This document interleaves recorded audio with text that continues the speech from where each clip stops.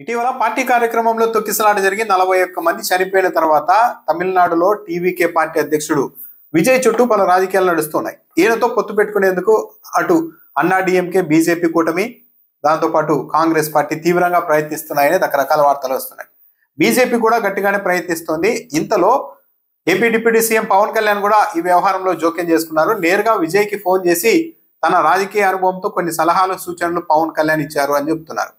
ఈనాడు media సంస్థ కూడా ఈ వార్తను ప్రచురించింది. విశ్వసనీయ సమాచారం అంటూ పవన్ కళ్యాణ్ 2-3 సలహాలు విజయ్కి ఇచ్చారంట.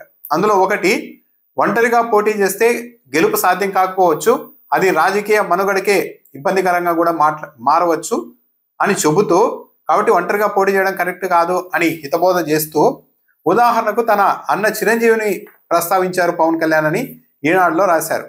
అంటే మా అన్న పవన్ కళ్యాణ్, చిరంజీవి కూడా ఒంటరిగా ఎన్నికలకు వెళ్ళి గెలవలేకపోయారు అన్న ఉదాహరణను చూపించారు పవన్ కళ్యాణ్ అని చెప్తున్నారు. ఒకవేళ నిజంగానే ఒంటరిగా ఎన్నికలకు వెళ్తే గెలవడం సాధ్యం కాదు, ఇబ్బంది వస్తుంది, రాజకీయ పార్టీల మనుగడకి ఇబ్బంది వస్తుంది అనుకున్నప్పుడు ఉదాహరణగా తనకు తాను కూడా చూపించుకోవచ్చు పవన్ కళ్యాణ్ గారు.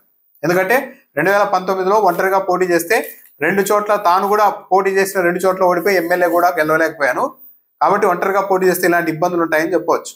నిజానికి చిరంజీవిది మరి పూర్తిగా అట్టర్ ఫ్లాప్ స్టోరీ ఏం కాదు. పొలిటిక్స్లో ఆయన వచ్చినప్పుడు భారీగా ఓట్లు సాధించారు, 18 ఎమ్మెల్యే సీట్లు కూడా గెలిచారు.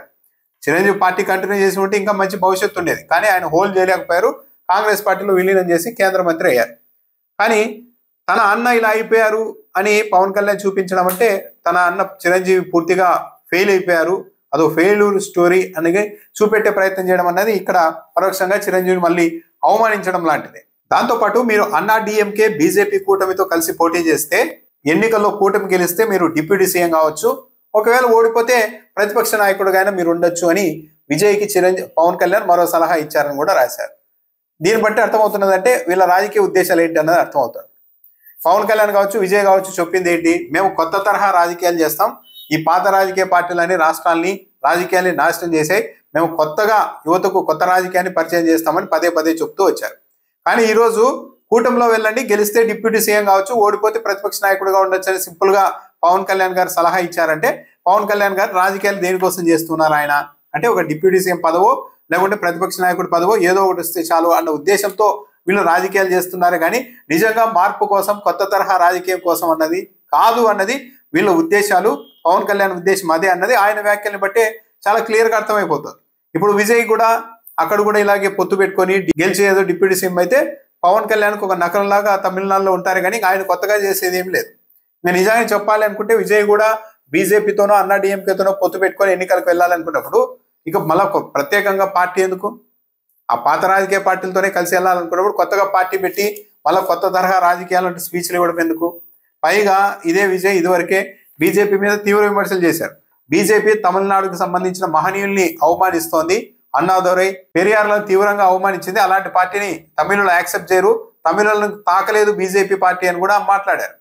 ఆయనతో పొత్తే ఉండదు బీజేపీతో కూడా విజయ్ చెప్పారు. మరి ఇప్పుడు ఎలా రూట్ మార్చుకుంటారు? ఇంకో కీలకమైన సలహా ఏంటంటే ప్రస్తుత పరిస్థితుల్లో రాజకీయ అండదండలు అన్నవి చాలా అవసరం అని విజయ్కి పవన్ కళ్యాణ్ సలహా ఇచ్చారని చెప్తున్నారు. అంటే ఈ పరిస్థితులు, ఈ తొక్కిసలాట ఘటనలు ఇవన్నీ చూసిన తర్వాత మనకంటూ ఒక కూటమి, మనకంటూ సపోర్ట్ గా కొన్ని రాజకీయ పార్టీలు ఉంటేనే మనం మనుగడ సాధించగలం అని విజయ్కి ఒక విధంగా పిరికి మందు నూరు పోశారు పవన్ కళ్యాణ్ గారు. పవన్ కళ్యాణ్ గారు యాక్చువల్లీ చేశారు. 2019 ఎన్నికలకు ముందు బీజేపీ మీద విపరీతంగా విమర్శలు చేస్తూ కమ్యూనిస్టులతో, మాయావతితో కలిసి మాయావతికి పాదాభివందనం చేసి ఈ మొత్తం ఈ బీజేపీ వల్లే నాశనం అయిపోతుంది ఈ దేశం అంటూ ప్రచారం చేసి ఎలక్షన్లలో ఓడిపోగానే విత్-ఇన్ డేస్ లోనే కాషాయం కప్పేసుకొని బీజేపీతో కలిసిపోయారు. అంటే రాజకీయ అండదండలు ఉంటేనే మనుగడ ఉంటుంది. అంటే ఆ రోజు బీజేపీతోనే నేనుంటే నన్ను ఎవరు ఏమన్నారు, నేను సేఫ్ గా ఉంటానన్న ఉద్దేశంతోనే పవన్ కళ్యాణ్ గారు ఆ రోజు ఆ స్టాండ్ తీసుకున్నారు అని అందరికీ తెలుసు. ఇప్పుడు విజయ్ కూడా నువ్వు ఒంటరిగా ఉంటే బతకలేవు, కాబట్టి ఏదో పార్టీలో చేరిపో అని నాలాగే చేయి అని చెప్పి పరోక్షంగా సలహా ఇస్తున్నట్టుగా ఉంది. అయితే ఈ సలహాలను విజయ్ పాటిస్తారా? ఆయనైతే రాజకీయ ప్రసంగాల్లో సింహం సింగిల్ గా ఉంటుంది, వేటాడడానికి సింహం వస్తుందని రకరకాల మాట్లాడారు. ఇప్పుడు ఒక ఇన్సిడెంట్ ఆధారంగా భయపడిపోయి ఆయన ఏదో ఒక కూటమిలో చేరితే ఇంకా ఆయనకంటూ ఏమి కొత్తగా రాజకీయ పార్టీ పెట్టడం అవసరం టీవీకి అని డైరెక్ట్ గా బీజేపీలోనూ అన్నా డిఎంకేలోనూ జాయిన్ కావచ్చు.